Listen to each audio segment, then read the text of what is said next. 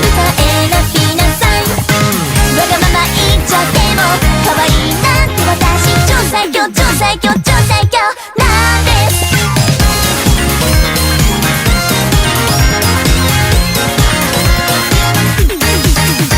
私のためなら頑張れるとか、今回は過去一に当てるとか、コメントだけじゃなくていいねハッシュタグ、レッスンのレパレさんも一言一句、冗談じゃなく支えられてます。私だって君は尊い存在。文字いつもそれず感謝